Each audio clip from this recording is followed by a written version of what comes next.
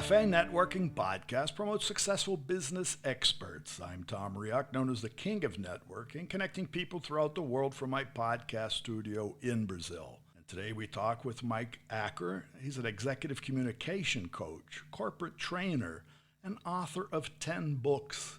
And he's joining us from Seattle, Washington in the United States. Mike, your book, Speak with No Fear, and now the upcoming Speak with Confidence. Do fear and confidence lead to success? Yes, but there's qualifications to it. So thanks for having me on the show, Tom. Let's talk about that. Fear is ultimately an unpleasant emotion that we feel when we feel like something's dangerous in front of us. Mm-hmm. And then in confidence is this idea, con is a modifier, it means more, and fidere means trust. So it's trust in self. It's a trust in whatever I'm standing on or sitting on. I have confidence my chair is going to hold me, so I'll sit in it. So both of those lead to success, but they do need to be qualified. For example, fear can't control you. It's got to direct you and guide you and protect you. Think about leprosy. Leprosy is a disease in which you lose the ability to feel touch. So when you are someone with leprosy, like modern day leprosy, if they have their hand on the stove and the stove is on and the leprosy has affected that, they don't realize that. Right. Yeah. And so that right there, their hand is on there and they don't realize the threat of getting burned. Right. So leprosy, ultimately, a lot of times there's amputations that happen to people because they got scraped and it got infected and it grew and they didn't realize it. And ultimately they need that threat so they can assess it and deal with it. And that's what a good fear is. A good fear is there is an element of danger, that cage right there with the lion, I should be afraid of it, and it keeps me away from it. Could be your competitor. Right. And it does, it helps you analyze the situation. Right. Is this a good investment? I'm afraid it's not. I'm going to stay away from it. The problem is when fear controls us instead of us controlling our fear. So ultimately, in the first book I talk about, ultimately, even though it's called Speak with No Fear, I don't want people to speak with no fear. I want people to speak with a lot less fear. Because if you rate your fear on stage from 0 to 10, you need at least a 1 or 2, because on the flip side of fear is energy. And so if you don't come in with a fear that this matters and this is important and I need to grab people's attention, then your energy drops and you kind of treat it like apathetic and just whatever on that side of things. Well, I see on your site, I'm looking at your speakers. You're also a speaker. So the question to you then, I guess, because I see from the movie, you don't look like you're afraid when you're on stage, but do you have that one point of fear before you take the first step up?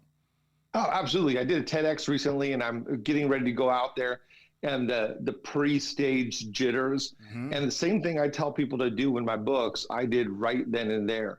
And I want that fear because that fear, that 1 out of 10, that 2 out of 10 is going to energize me. Like, hey, I got to do this. So I get up on stage and people are like, man, you were electric. You were energizing. That was exciting. That was fun. Well, good. Because if you get down to 0 fear, then really what you're talking about is 0 care. So you want to have some element of it. You just want to be in control of it instead of it controlling you. So the reverse side of that, when we're talking about confidence, if you're overconfident stepping up, you say, well, it's just a piece of cake. It may end up a plate of crumbs. Yeah, a great example of this is like the classic America's Got Talent and the old school American Idol ones. Right. So they have a lot of trust, right? That's what confidence means, a lot of trust. So you get that guy comes up and he sings and Simon Cowell says, that was awful. You're the worst singer in the United States. And what happened? The guy sang with confidence, but he didn't have confidence in something good. So confidence needs to be grounded. It too needs to be qualified. You can't just have, look, I'm the best singer in the world. I'm not. I'm the best basketball in the world player in the world. I'm not. But I have confidence and it has to be grounded. But at the same point, then you're talking about energy. We have to share that energy. Other people have to feel it. It's like a charged battery. If you don't plug it into something, it's just a charged battery, right? Right. So I always say that this is the anxiety part is like the dirty clothes. You want to take it off. You want to get rid of it. Now, are any clothes ever 100 truly % clean? Well, the moment you put it on your body, you start sweating. So there's a little bit, but you want to wear clean clothes. Right. you want to get rid of the dirty clothes of anxiety, and you want to put on these nice clean clothes of confidence. And really, there's a lessening of one and then increasing of others. You don't get all the way down to 0 on fear, but you also don't get all the way up to 10 on confidence. Because if you get down to 0 on fear, that's apathy. If you get up to 10 on confidence, it's probably arrogance. Because very rarely are people 100% that good. And if they are, they also realize that their role is really to help people instead of just to look at me, I'm the best. So back to what we're saying here, being a good leader, a good manager, a good speaker, good anything, it's a mixture. It's not one thing. Right. You want to have controlled fear and fear in just the right areas. It's the SWOT. It's the T of SWOT: strength, weaknesses, opportunities, threats. You know your threats and you have a good eye for them, risk management and such. And then confidence, you know your strengths, you lean into those, and you have trust in your strengths. So you're a company and you want to launch something brand new, look at your threats, really assess them, be in control of your reaction to them, because sometimes the threat is something that you should still power through, even though it's there. Well, they can pop up at any time, right? They can. They can pop up at any time. Now, practice makes perfect. You've already written 10 books. So that led you to Confidence Now? Yeah, so I wrote Speak with Confidence. I started writing Speak with Confidence as my first book, and I realized that a lot of the framework wasn't there yet. And so I wrote Speak with No Fear, which was one of the main things that people asked me about was, how do I get rid of my fear when I'm on stage? So that book has gone on to be translated into several different languages, international bestseller, like legitimately 1,000 reviews, etc. I wrote several in between, and I've been coaching hundreds upon hundreds and hundreds of clients now in workshops, one-on-one, corporate training, etc. And finally, with my framework fully fleshed out, I was talking with a traditional publisher, and Wiley, who does the Patrick Lencioni books, picked up my book, and it releases December. Very good. Yeah. So good Christmas present for everybody.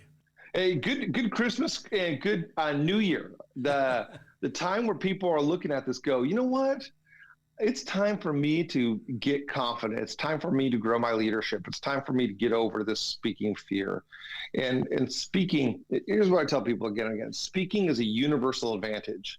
You can be a truck driver, you can be a CEO, you can be a nurse, you can be a mom.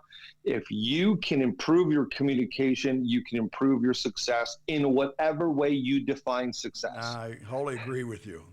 That's it. And the difficulty that I find, even with people wanting to be a guest, is you have to convince people they don't want to do it. We know that people say, "I'd rather die than be on stage," right? So we've heard that's true. Unfortunately, in a business sense, in a business world, it's just not the commercial people that need to talk. It's not just the CEO, but the CEO also needs to speak well. But it's everybody. Right. And when you look at presentations and such, I did an audit for a company one time, realized that every employee was wasting an hour's worth of time in meetings per week just due to communication. And that was generous. It's probably more than that, but that was what we went with, a low conservative. So you have 1,000 employees. And if you say, hey, their average is $30 an hour, that is 30,000 per week of lost time. Down the drain.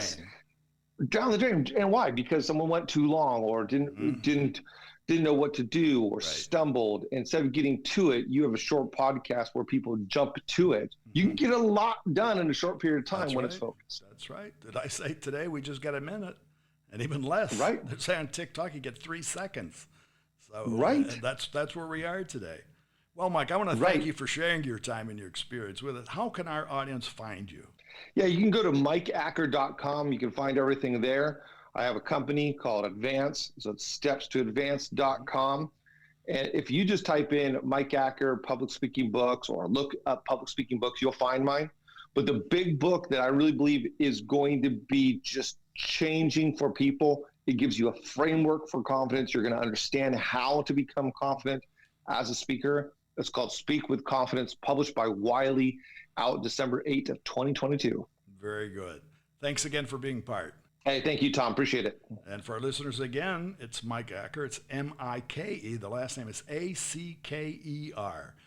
If you look for Mike Acker on Amazon, you'll find the whole list of his many books and the upcoming Speak with No Fear, but also Speak with Confidence. All right, stepstoadvance.com and mikeacker.com. Cafe Networking is brought to us by Focus MI Market Intelligence, an agricultural market research specialist in Brazil. More information at www.focusmi.com. Thanks for listening until the next time here at Cafe and Networking Podcast.